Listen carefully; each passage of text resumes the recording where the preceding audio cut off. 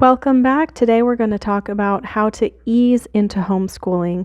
So, if you are brand new to thinking about homeschooling, you've never done it before, you don't have a lot of exposure to it, you might be wondering how to even get started. If it's possible to get your feet wet and try it before you pull your kids out of school and fully commit to this lifestyle.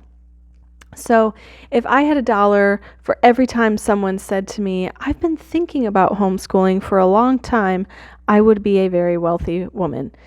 Most of the people who say this are curious about homeschooling. They see the obvious benefits, but it's so far removed from their previous expectations that they can kind of only admire the problem and think this is just so big. There's no way I could figure out how to do this.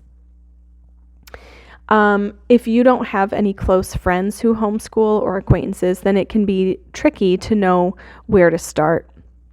I was fortunate when we started, we had several acquaintances who homeschooled. So one, I could see that their kids were not actually weird. And I could see some of the benefits firsthand. And I was able to kind of pick their brain a little bit and figure out what was working for them and what wasn't. So if you've been thinking about homeschooling for a while, but you just don't know how to get your feet wet, I have a really simple solution for you today. Just do one thing. That's it. Just do one thing. It's not a trick.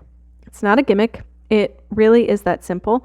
Whether your kids are in public school, private school, or they just are young right now and have not started school yet, it doesn't matter.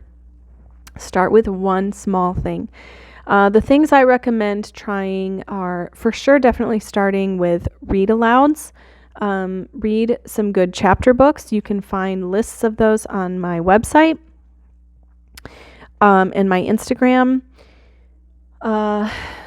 If your child is at least 4, I would say, and content listening to longer picture books, then I would move to short chapter books, such as My Father's Dragon is a great place to start, Trumpet of the Swan, Charlotte's Web, and you can find a list of more and ones for older kids on my website and Instagram. Geography, that is another fun place to start. It's easy to get out maps. Draw maps, trace maps, look through an atlas. It doesn't have to be anything formal. Music or art. Choose a composer or an artist. Read some books about them. Listen to their music. Look at their paintings. It's pretty simple, and you can do those things no matter how your kids are already schooling right now, if they are. And then there's also a few things that I suggest you do not try if you're just trying to get your feet wet.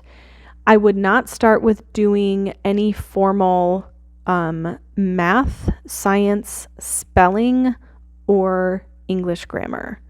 If you are super into math or science, that's great, but it can very easily go from, hey, I got this cool book on the subject I thought you might find interesting, which is fine.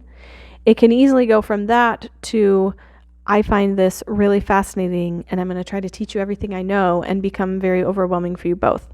So I would not start there. Those subjects require more formal-ish lessons and can be overwhelming and a tricky place to start. I would only add those in once you know for sure you want to jump in and give it a full try for homeschooling. Okay, so this was a really fast video helping you focus on a solution if you're thinking about homeschooling or thinking you might want to try it. As always, if you need help working through some of your mindset or practical ways to implement some of these ideas, I'm always available for a one-on-one consultation that you can book through my website or DM me on Instagram.